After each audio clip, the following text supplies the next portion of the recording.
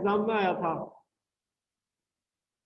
2019 में Carnot engine पे। तो क्वेश्चन है कि Carnot engine whose temperature of source is 400 Kelvin takes 200 calories of heat at this temperature and rejects 150 calories of heat to sink. What is the temperature of the sink? Also calculate the efficiency of the engine. तो बेटा जो Carnot engine के बारे में मैंने आपको बताया था कि इसमें दो रिजर्वर्स होते हैं। एक हॉट रिजर्वर होता है जिसका टेम्परेचर TH होता है, कांस्टेंट टेम्परेचर पर मेंटेन्ड होता है, और एक कोल्ड रिजर्वर होता है जिसे सिंक कहते हैं और इसका टेम्परेचर TC होता है। तो जो कार्नोट इंजन एक हीट इंजन होता है जिसका काम होता है हीट एनर्जी को वार्म रीजन से कोल्ड रीजन में ट्रांसफर करना, और इसी प्रोसेस में वो एक मैकेनिकल वर्क करता है through the cycle of expansion and contraction. ये जो बीच में है ये वर्किंग फ्लूइड कहते हैं इसको। तो वर्किंग फ्लूइड जो है ज्यादातर गैस होती है, ठीक है। तो ये जो गैस है ये इस हॉट रिजर्वर से जो कि टेम्परेचर TH पर मेंटेन्ड है QH हीट को एब्जॉर्ब कर रहा है, और उसके बाद ये QC हीट को इस कोल्ड रिजर्वर या सिंक को रिजेक्ट कर रहा है।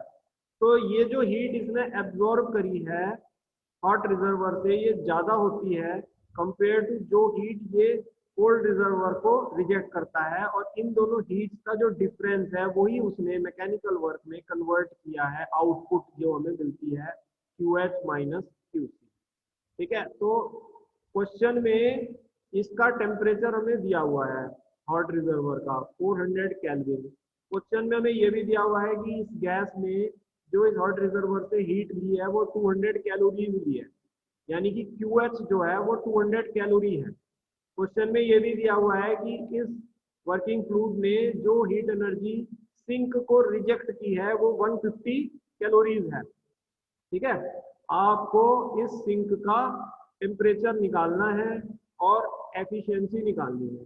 देखो जहां तक एफिशिएंसी की बात है, एफिशिएंसी तो सिंपल होगा output work upon input heat.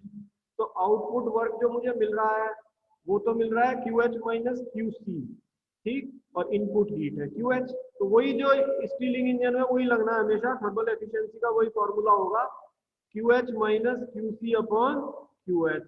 QH आपको मालूम है, QC आपको मालूम है, तो आप एफिशिएंसी निकाल सकते हैं। अब बात आती है सिंक का टेम्परेचर कैसे निकलेगा। बेटा ये कैरनोट इंजन है, ठीक है, और कैरनोट साइकिल को ये फॉलो कर रहा है। और जिन लोगों ने कैरनोट साइकिल कल परसों मुझसे समझी वो इस बात को जानते हैं कि पूरी साइकिल में जो एंट्रोपी चेंज होता है वो जीरो होता है, यानी कि एंट्रोपी जो है वो कांस्टेंट रहती है।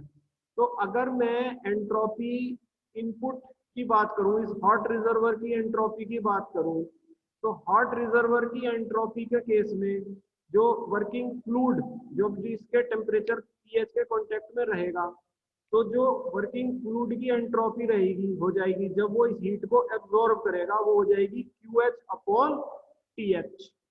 और जब ये वर्किंग फ्लूइड QC हीट को सिंक को रिजेक्ट करेगा एट टेम्परेचर TC, तो इस वर्किंग फ्लूइड की जो एंट्रोपी हो जाएगी वो हो जाएगी QC अपॉन TC। क्योंकि प्रोसेस में पूरे प्रोसेस में पूरी साइकिल में एंट्रोपी चेंज नहीं होती है, इसलिए QH अपॉन TH को मैं QC अपॉन TC के इक्वल लिख सकता हूँ, और उस आधार पर ये मैंने कैलकुलेशन की है TC को निकाल सकता हूँ। तो इसमें यही है कि entropy remain constant during the cycle, so QH upon TH is equal to QC upon TC। So QH upon QC equal to TH upon TC। QH का वैल्यू 200 दिया है, QC का वैल्यू 150 दिया है, TH का वैल्यू 400 दिया है, TC मुझे निकालना है। तो TC हो गया 150 इंटू 2 यानी कि 300 केल्विन आंसर। एफिशिएंसी हो गया QH minus QC upon QH, जिसे हम TH minus TC upon TH के फॉर्म में भी लिख सकते हैं, ठीक है। तो ये हो गया 400 माइनस 300 अपॉन 400 इंटू 100 तो ये 25% एफिशिएंसी आ गई है। अगर आप QH माइनस QC से करेंगे तो भी वही आंसर आएगा, उसमें आपको करना होगा 200 माइनस 150 अपॉन 200, तब भी 25% ही आएगा। तो ये बहुत ही सिंपल न्यूमेरिकल यूनिवर्सिटी में आया था, ठीक है, 2019 में कैनॉट इंजन पर, तो मैंने आपको इसको करा दिया।